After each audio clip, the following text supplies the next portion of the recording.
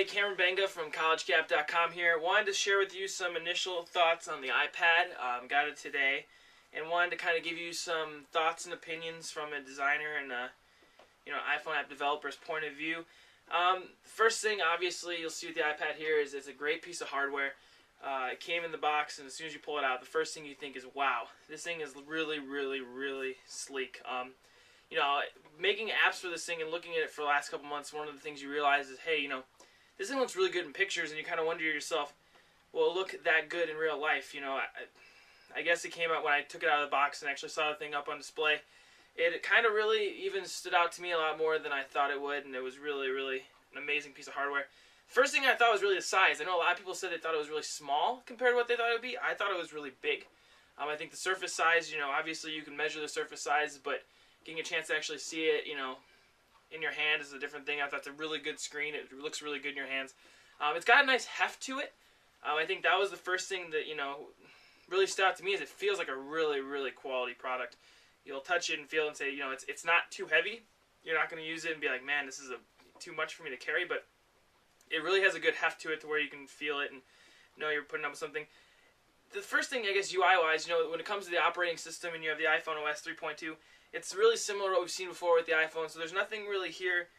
I guess, technically, is that surprising? There's a lot of the stuff here we've been seeing for 2 years, but it feels really fast. If I just take this here and kind of flip through the operating system, if you've used an iPhone, you know how fast these things can go, and I can run up through Safari here real quick and maybe load a web page or something like that. So I can go here to Yahoo, and then that page is going to load, and you're good to go. One of the most impressive things here, I'm going to try to do it, is that a lot of people have been talking about the downfall of not having flash on a device, and that's been a really big negative for a lot of people. And for me personally, after seeing this today, I really don't think it's going to be that bad.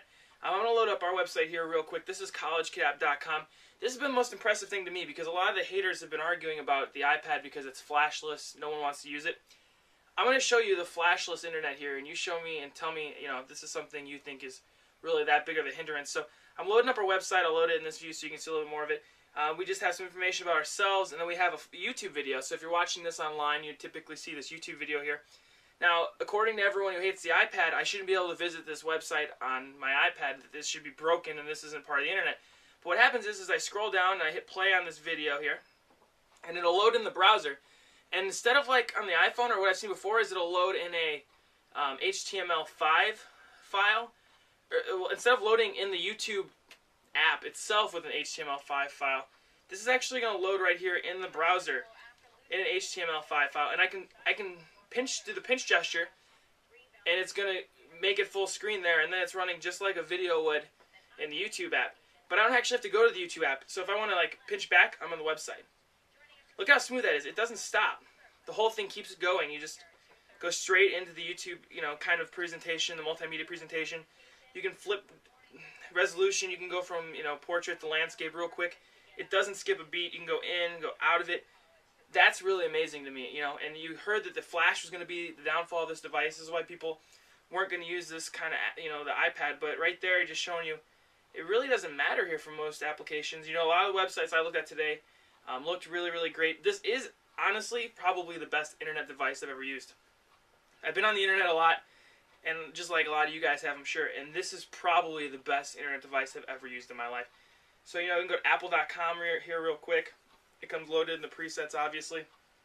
But again, it's really, really just rapid, and it gets going in your hand. You can see mostly here just changing orientations from sideways to portrait. It's really an amazing, the speed. One of the things I've read about online a lot is just how fast this device is, and I think that's really what sticks out to you is that's why this thing's a game changer. It's not just an iPhone, on steroids or something like that.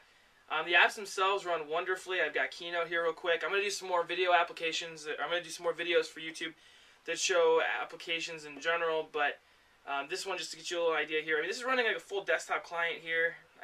Some of the things here watching the video for Keynote were just really, really amazing. But yeah, overall so far on the device, it's only been a day. I've only used it for a couple hours, but I'm really, really impressed by it. The hardware is fast. I don't think flash is going to be as big of a problem as you think, especially because that stuff like I showed you there with the video. Size, it feels good in your hands. The iBooks looks absolutely phenomenal. I'll show that off in a later video. But overall, first impression, at least from a developer who hasn't had his hand on it but's been working, trying to get software developed for it for a couple months here, it lives up to all my expectations, and I really can't wait to take this thing. And my goal here for the next week is to keep it with me as much as I can during the week and get an idea as to what it looks like and what it's like to use it every single moment of every single day, or at least when I need to use a computer. So we'll see how that goes. But right now, I don't really think it's going to be a hindrance. The keyboard, I'll open up mail real quick right here, and I can open my inbox. Here's a Twitter thing, and if I want to type a response here, the keyboard is a good size. Obviously, I can't type looking back at you here, but the buttons are good size. I know a lot of people thought on-screen keyboard not really great, but I was typing up emails and doing tweets and stuff like that, and it was going really fast. I mean, it wasn't keyboard fast, but it's a lot faster than an iPod or iPhone, and that's only after using it for a couple hours, so I think after I get more accustomed to it, it'll be even better. So overall, real positive. Again, I'm going to post more YouTube videos here tonight, hopefully, that have some applications featured and stuff like that. So overall, good for the first couple hours with the device.